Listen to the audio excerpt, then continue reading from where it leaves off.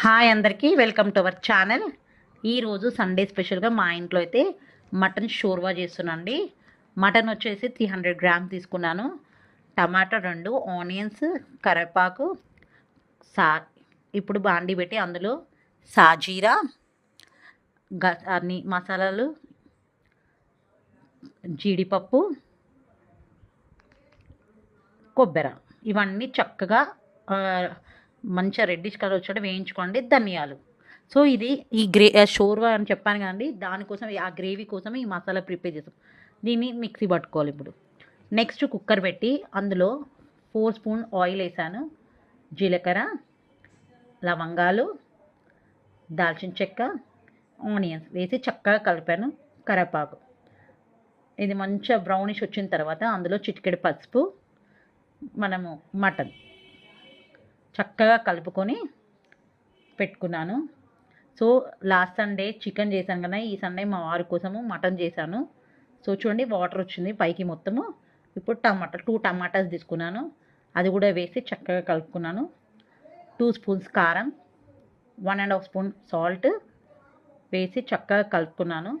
కలుపుకొని మళ్ళీ ఒక 2 మినిట్స్ మూతపెట్టి ఉంచాను. ఒక 5 మినిట్స్ మూతపెట్టి ఉంచాను. నెక్స్ట్ అది మొత్తం చూడండి ఆయిల్ మొత్తం పైకి వచ్చాక ఇందులో మనం ఏదైతే పేస్ట్ చేసి పెట్టుకున్నామో అది అందులో వేసి చక్కగా కలుపుకోవాలి. కలుపుకున్న తర్వాత ఇలా చాలా బాగుంటుందండి రోటీస్ మీదకి. మెయిన్ పూరి, సద్ద రొట్టెలు, చపాతీ మీదకి, రైస్ కంటే వీటి మీద చాలా బాగుంటుంది. ఇది రెస్టారెంట్ స్టైల్ అండి. మనం చూస్తాం కదా రెస్టారెంట్లో కూడా చాలా థిక్ గ్రేవీ ఉంటుంది. సో ఇప్పుడు కుక్కర్ పెట్టి నేనైతే 8 విజిల్స్ ఇచ్చాను. చూడండి ఎంత బాగా కలర్ఫుల్గా వచ్చిందో గ్రేవీ. సో ఇది మనము రైస్లో కంటే చపాతీ, పూరి, సద్ద రొట్టె, మెయిన్ సద్ద రొట్టె, జొన్న రొట్టె మీద చాలా చాలా టేస్టీ ఉంటుంది. మీరు కూడా ఇంట్లో ట్రై చేయండి నేను చూపించినట్టు. సో లాస్ట్ ఫైనల్గా ధనియాల పొడి, కొత్తిమీర వేసాను. సో మీ ఇంట్లో ఏమేమి స్పెషల్ చేసుకున్నారో నాకు కామెంట్ బాక్స్లో పెట్టండి. సో దాని కాంబినేషన్ నేనైతే చపాతీ చేసుకున్నాను. సో ఇప్పుడు ఇది తిని టేస్ట్ ఎలా ఉందో మీకు చెప్తాను.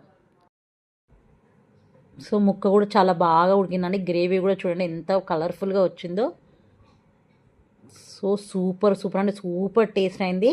సూపర్ టేస్ట్ అయిందండి కర్రీ అయితే. మీకు ఈ వీడియో నచ్చితే లైక్ చేసి షేర్ చేయండి. బాయ్ అందరికీ.